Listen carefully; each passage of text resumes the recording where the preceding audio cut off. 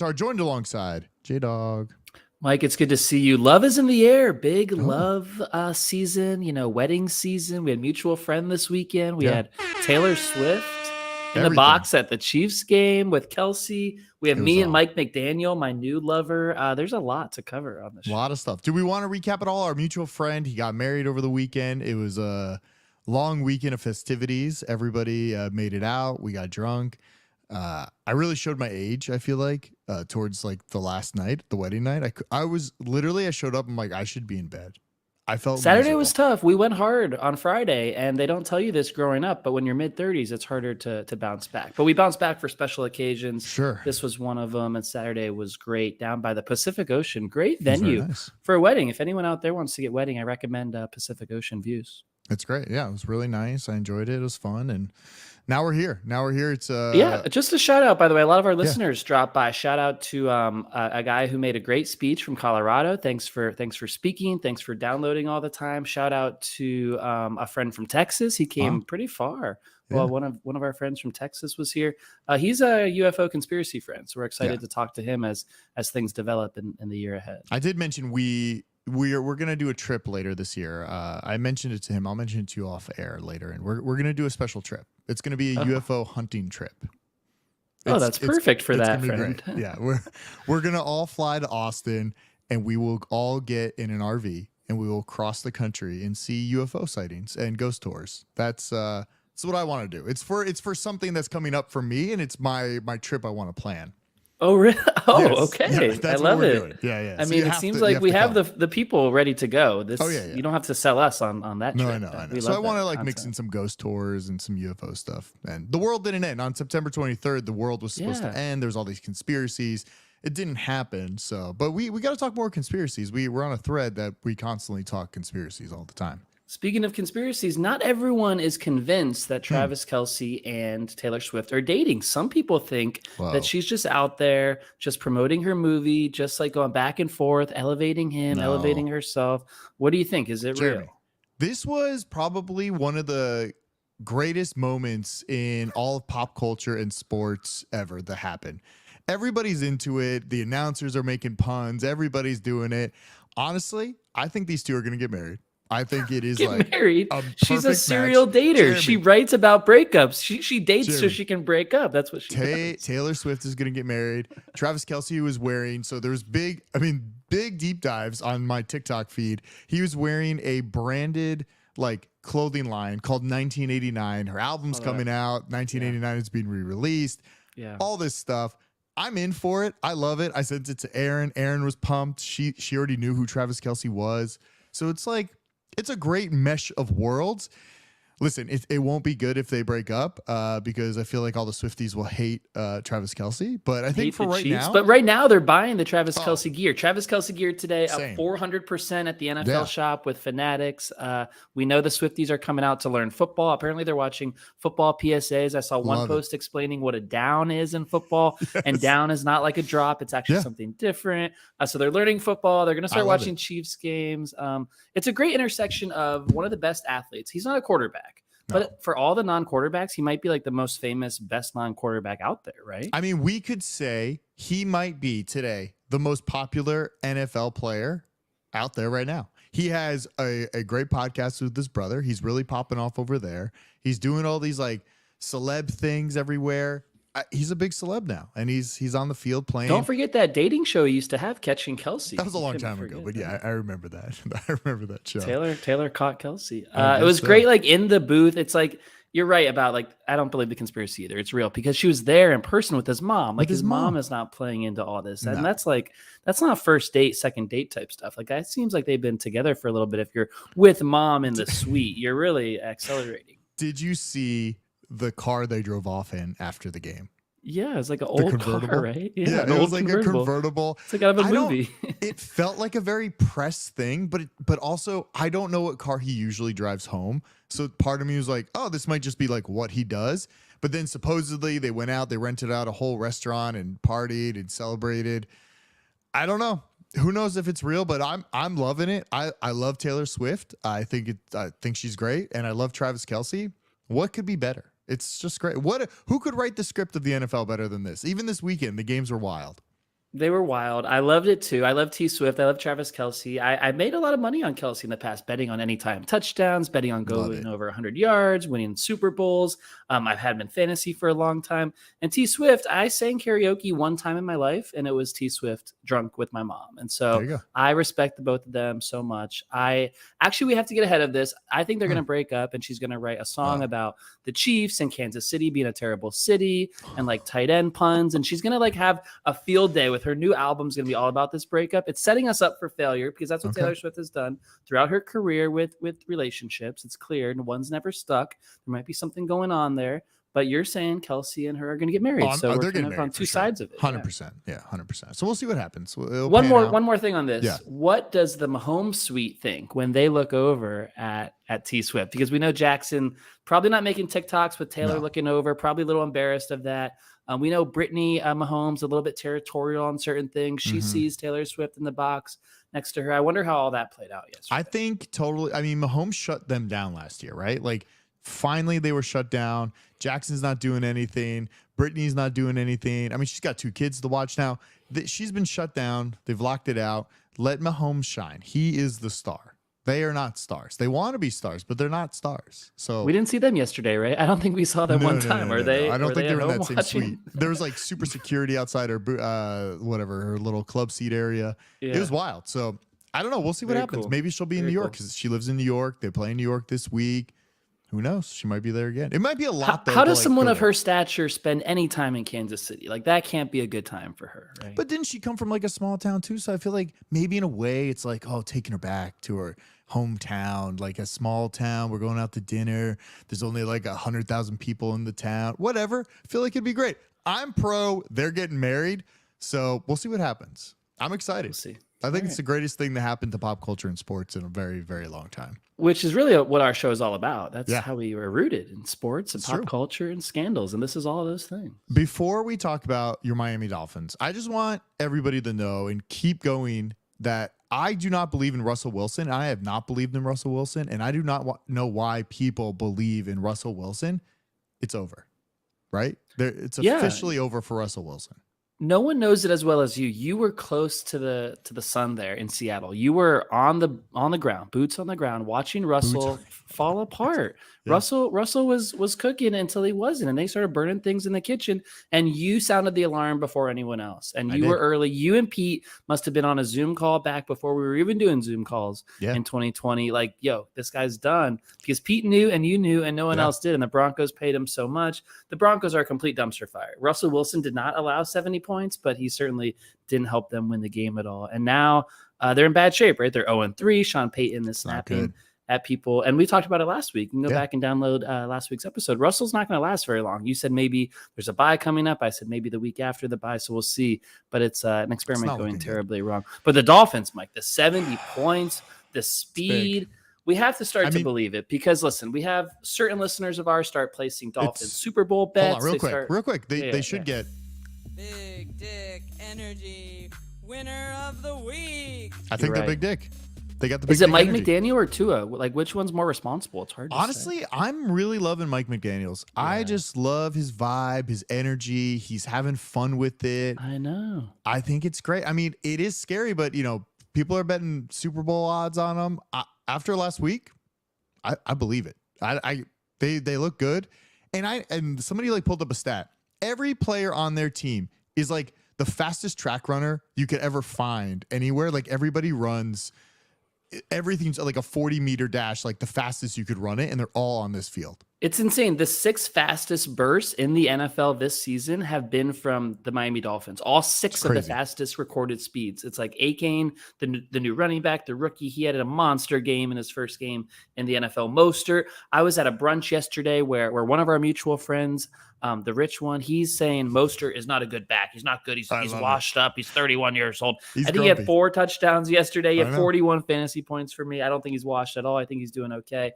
Tua, 16 for 60. 16 to start the game. It's like they're doing it efficiently and perfectly and explosive. Like normally when you're taking these shots and you're going deep, you're going to miss some. He was 16 for 16 to start the game. He was so perfect, and he's made so many throws this year already, like perfect spot. And it's like I haven't even believed in Tua all the way because I know he's one hit away. We don't know how long he's going to last. He seemed a little brittle, but it's like with the offensive line and his precision, he's been sacked very few times this year, maybe once or twice. Another game yesterday where they didn't get sacked at all. And he's making the throws. It is making me believe. And we know that's scary when I start to believe in the Dolphins because that's when normally things fall apart. It's getting scary. I think they look too good. They scored a hell of a lot of points. It almost seemed like a Madden game where it's like somebody that clearly does not know how to play Madden and they get lucky on like a few passes or run plays and they score 20 points, but you're already have 70 and you're like, oh, I'll just mess around. But they were still running the ball, and Denver couldn't stop them. It was just like, oh, yeah, Mostert's just going to score 50 fantasy points, and he will be the greatest running back of the entire season, maybe.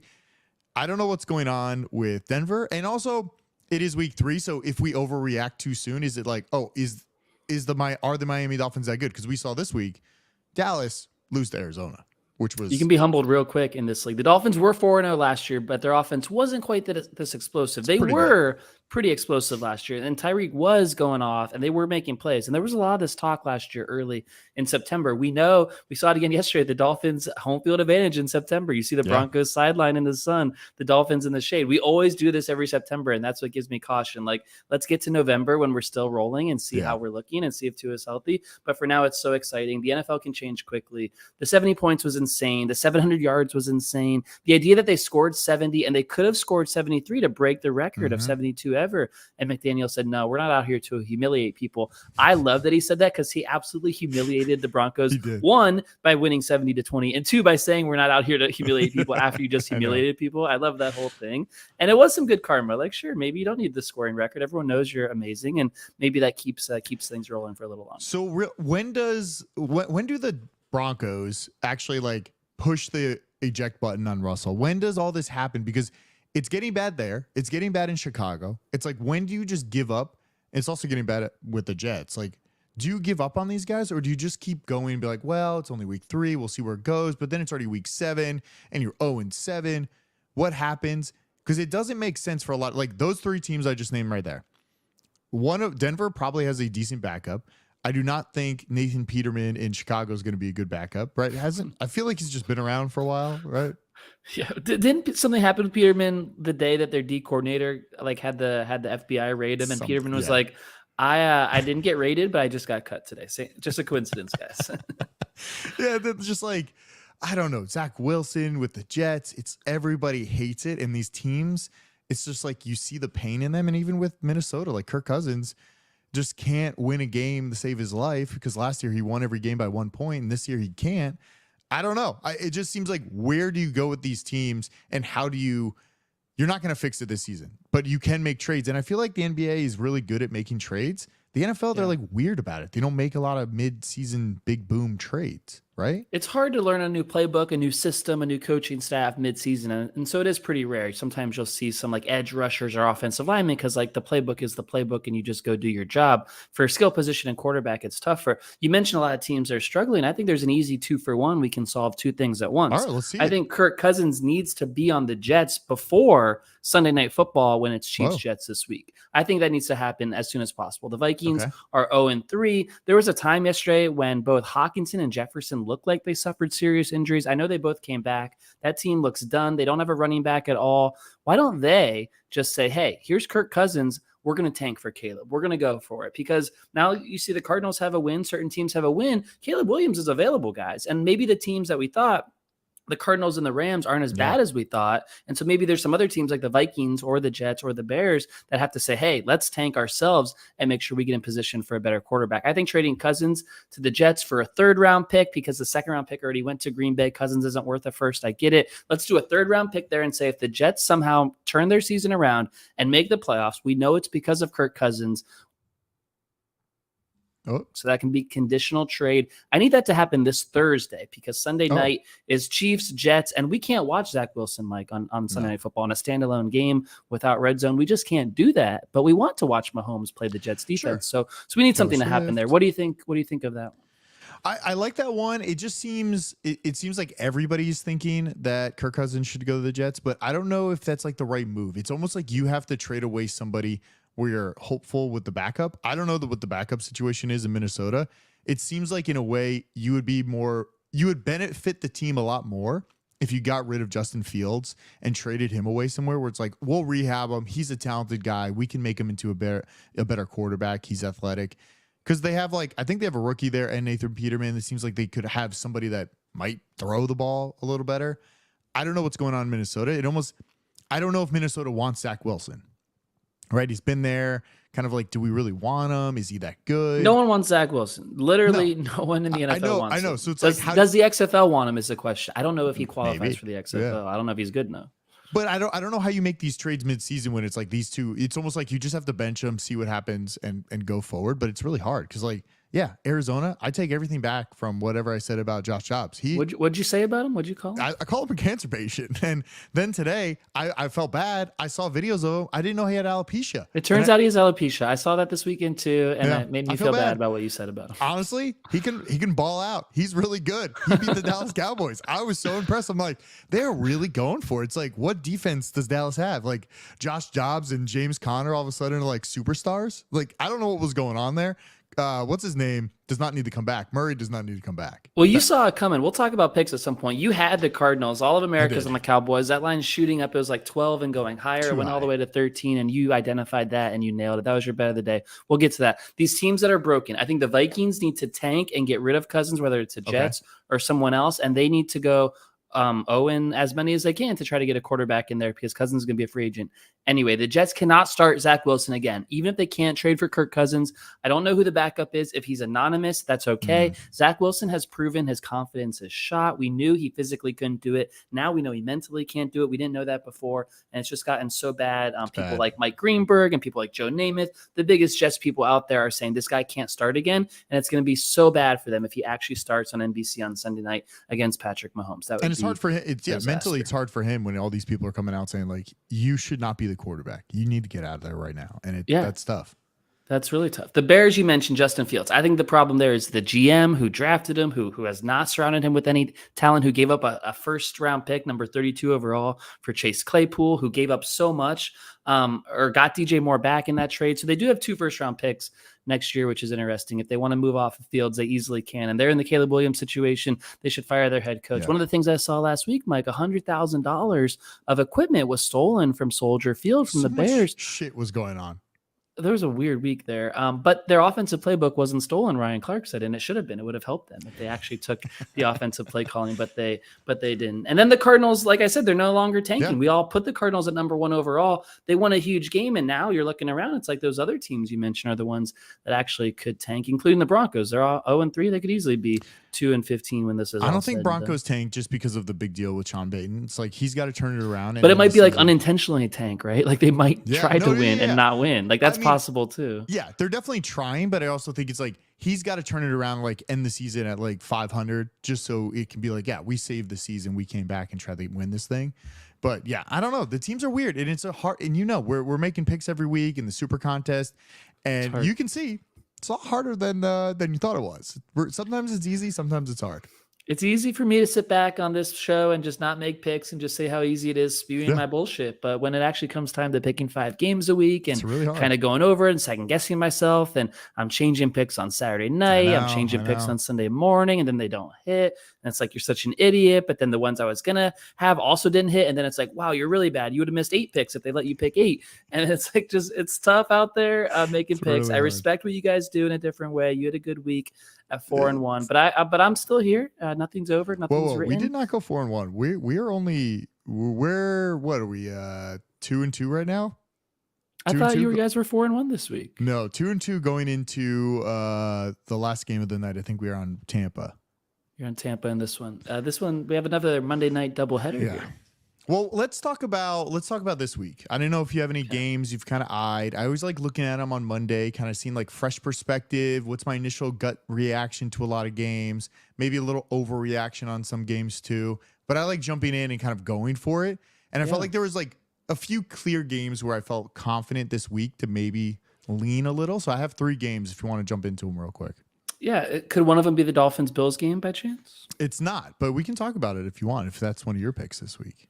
It is. So why are the Bills favorites? We saw this historic performance by the Dolphins. We've seen their offense rolling. We know Miami struggles in Buffalo, but they normally struggle in Buffalo when it's frigidly cold out. It's gonna be 75 degrees on Sunday in Buffalo. Why aren't the Dolphins getting more respect with that line? I don't know. Right now, I'm looking at it. There are 59% of the tickets, so just like the public betting on the Dolphins, but there's only 30% of the money on the Dolphins. 70% of the big money is on the Bills. So that line could move again. So it's Bills minus 2.5. You're saying it could be moving to 3 with all the money coming in on them. It could, and that's the thing. It's like early in the week, a lot of pros are going to try to get that good number, but I don't know. It is a weird when you see the line and you're like, this doesn't make sense. They know something we don't know, because what just happened with Miami, that looked way too good, and the Bills do not look that good. So I don't know what we're going to see this week from them, but to me, it's clear. Of course, you take the Dolphins, but it smells fishy, and that's the thing. So what do we do? Because that's what mutual friend was telling me yesterday. It's like, listen, you might think you know things, but sometimes you need to think about the opposite of things. So you're kind of laying that out for us. Yeah. Vegas knows something. So Dolphins feels easy. I'm on Dolphins, but you're saying Vegas knows. What does Vegas know? What does Vegas in general know that we don't know, that we don't have information on? That's the thing. It could be anything. It could just be like, oh, Dolphins don't play well, or hey, we want a ton of money on the Dolphins, and we know the Sharps are going to come in on the Bills side, and we know we're going to maybe even it out or even win some money. Right now, the line's at 2.5, at least the best odds I'm seeing right now on the Bills. But I don't know.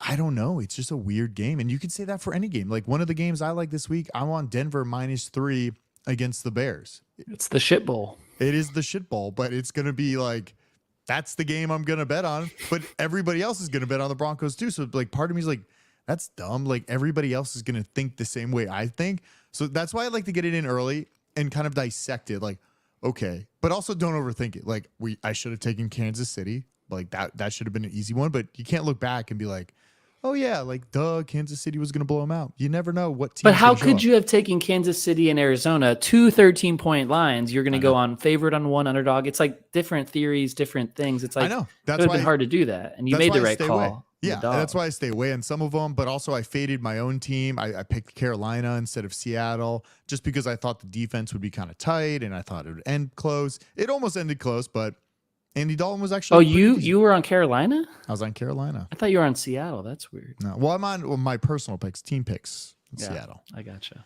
But yeah, it's a tough week. So like, I don't know what they know, but that's why you kind of like let it sit. And if you're in a super contest or a pick 'em pool, you kind of like let the line fizzle out, decide where you go, and try to make the pick the latest as possible. And obviously, this week there's like weird games. There's also the London game. The Falcons and Jags are playing out there. I always stay away. Sometimes you want to wake up and be a winner or a loser. And 6 o'clock on the West Coast time, you see the Falcons are beating the Jags. The Jags lost to Houston this week, which was a big weird. Surprise. That was weird. Yeah, a lot of people lost at Eliminator based on the Texans winning and the Cowboys losing. Those were the two. Yeah, we lost 2 picks in our poll this week. We had 4. That's why you do 4. Yeah, that's why you got to do 4. Another game I like. I mean, this might be obvious, but I want the New England Patriots. They're getting 7 points in Dallas, and it feels right. But again, I'm looking at the numbers. 91% of the money is on New England. So clearly, either I'm with the Sharps early in the week, or I'm just an idiot and I just keep betting with the public, and I have to think differently about these games.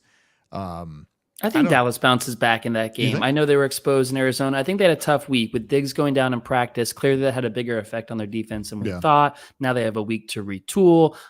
You could argue the Patriots offense is actually worse than Dobbs and the Cardinals offense because the Patriots have looked really bad in every offensive game this year. Mac Jones is getting people in the nuts instead of throwing completions. So the Patriots are struggling. I don't mind the Cowboys side of that for a bounce back. I mean, even just looking at this too, like I'm not going to bet this game, but 86% of the money is on the Texans getting 3.5 points at home playing the Steelers.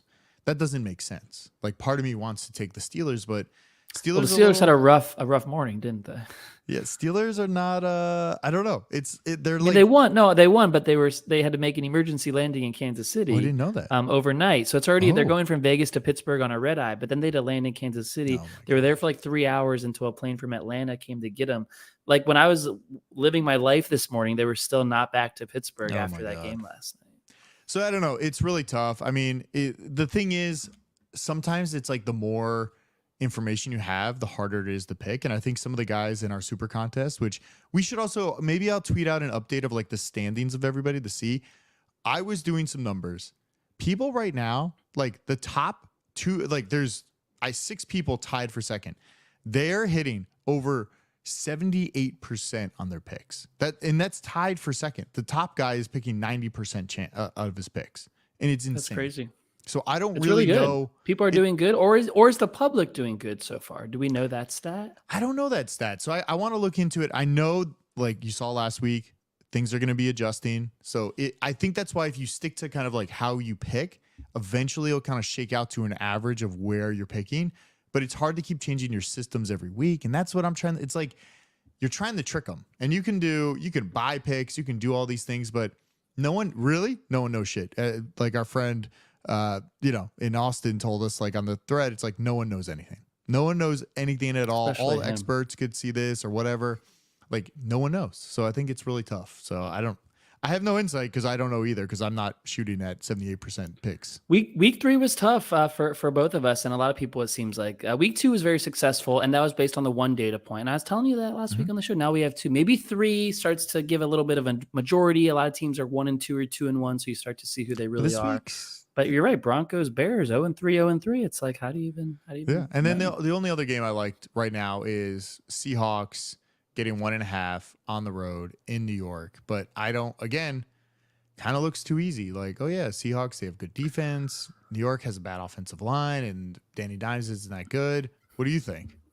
So for that game specifically, we went out to dinner on Thursday night, the night that they played. We didn't watch that game, but they played. Mike, they're not going to play until a week from tonight on Monday Night Football. They have so long to get ready for that, to get right. Saquon Barkley is getting healthy. I think he's going to play in that game. We don't know for sure. I thought it was like week 4 or 5 he's coming back. I know, but now they have like 13 days between last Thursday and then next Monday.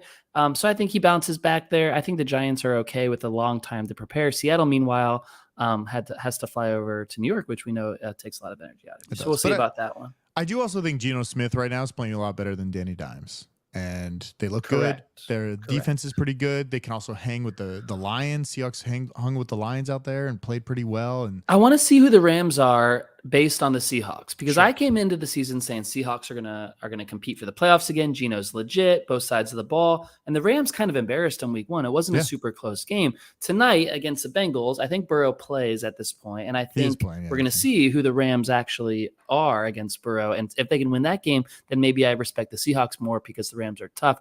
I thought the Rams would be bad this year. Now I know we're recording this right before Monday Night Football, but do you respect Baker Mayfield if he beats Philly tonight? Absolutely. I respect Baker for being 2-0. I'm kind of surprised they're 2-0.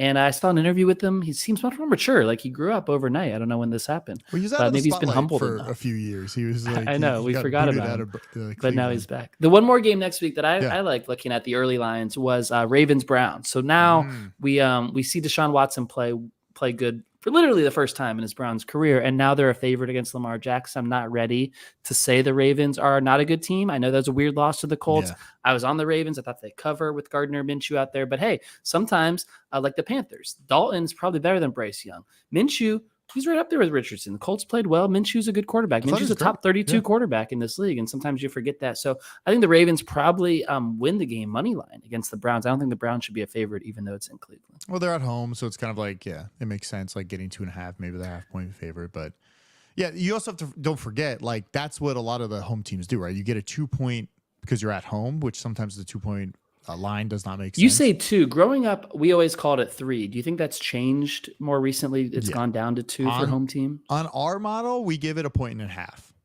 Really? Because I don't think home team really matters unless you're in like Seattle or you're in where else? Kansas City. What else is really loud? Miami, the sun. Miami, yeah, Miami. You got to just like find And those. then not places, right? Like LA has no fans. Or Yeah, we no saw in Vegas fans. last night the terrible towels. And I should have known this. I was on the Raiders last night. That was a home game for the Steelers. Like, what are you thinking? They travel so well. You They can't do. treat it like it's a Raiders fired up crowd. So it really does depend on the venue. It's a good point. And then later this week, I'm going to sit down with the Gambling Goose. He is hitting at 78%. He's the one of the few tied for second What, place. 78%? Yeah, 78% on his picks. Through 3 weeks. Through 3 weeks, he's 78%. That's incredible. So I'm going to talk to him this week. We'll see where his mind is at. He texted me last night. He's like, I'm never not, because he told me the week when you were out of town, he's like, never bet on the Steelers. They suck. And then last night, he's like, I regret saying that because I actually might bet on them. He was on the Raiders, yeah. Yeah, One he of was his on the only Raiders. losses. So He posted a great meme yesterday of Jordan Love trying to be put away in a coffin, but then he rose from the coffin to beat the Saints late. Gambling Goose. So tune into that one this week. Anything else? I got nothing else. I got one more. Just last week we covered the Love Fest around Boulder, Colorado, and Deion Sanders and his son, and Colorado Buffaloes, and The Rock, and Game Day. And we are week to week on this show because that man was humbled in a big way. They scored 0 points against Colorado. They were blown out in a big way. It was the 6th worst loss between two teams who were ever ranked in college football history. So it was actually a historic loss for Deion. The Oregon coach was all fired up. I don't know if you saw that clip. He's like, they're playing for clicks. We're playing for wins. Yeah. I kind of loved it. It's like whatever you can motivate your guys with, especially in the social media world, which we're all in. I think Deion will be fine long-term, but I think we crowned his ass a little too soon, as they say. I think we need to humble him again. USC this week, they're probably going to get blown out again, and then they will be pretty far down the list. But Deion will be back. Just we crowned him a little soon. I would still tune in, but it's definitely like Taylor Swift and everybody kind of took over the media. No one's even talking like you turn on stuff. No one's talking around about Denver, how bad they are. It's just a weird media cycle. So that's what people are talking about. And not Deion. But I think next year he'll bounce back. I think he's going to recruit big. He's going to promise guys like exposure. My Uber driver yesterday, Mike, was telling me, I never realized this before. Literally, my Uber driver back from one of the wedding events, he said, Deion has this unique ability to connect any recruit or any player on his team to the greatest of all time in the NFL at that position, because that's what Deion's Rolodex shows you. And most college football coaches can't do that. Yeah. One example is apparently Deion connected his defensive tackle to Warren Sapp to get some tips from Warren Sapp. Warren Sapp said, hey, I want to come and visit you guys and coach you guys next year. So that's one more advantage. Yeah. Last week we were talking about Deion in this new era. That's one more. It's like we are a fame generation, right? We love the fame, we love the clicks, we love the viral moments, we love to be recognized, and I think that's one more tool in the toolbox for Deion. That's true. I didn't think about that. That's a good insight because it does make sense. If you are going there, you're like, oh, I get to meet all the I can maybe talk to like Tom Brady. Like Tom Brady will FaceTime me and like tell me what to do or do. Isn't that exactly what Shedeur Sanders and Tom Brady were FaceTiming? Yeah. And Brady said, get back in the film room instead of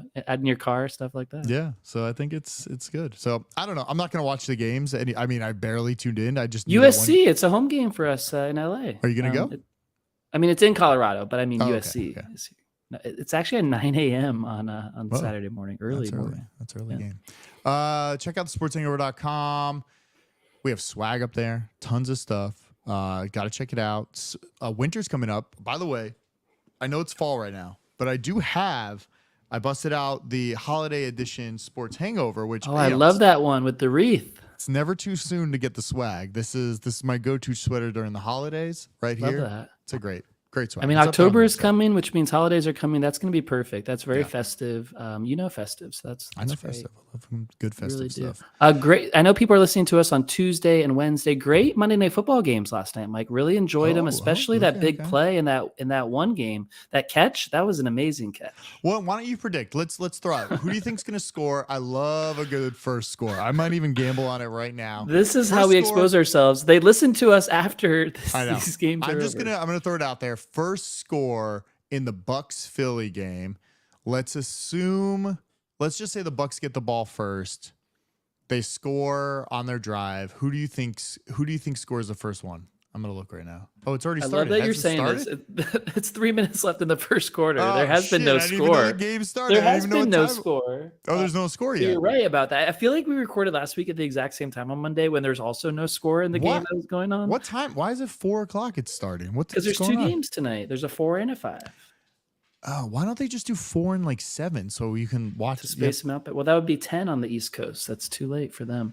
So does it look good for the Bucks? Should I get them at plus 220 live odds? It looks like the Eagles are driving. They're in the red zone right now. This might be illegal to give play-by-play if you're not named Scott Hansen, but that's the truth. What about the second game? Why don't you bet on Rams-Bengals first? All right, Rams-Bengals. All right, coin flip. Who's getting the ball first? Burrow's out there. The Bengals. Lots of options. Okay. Who's going to score it? Ooh, Bengals.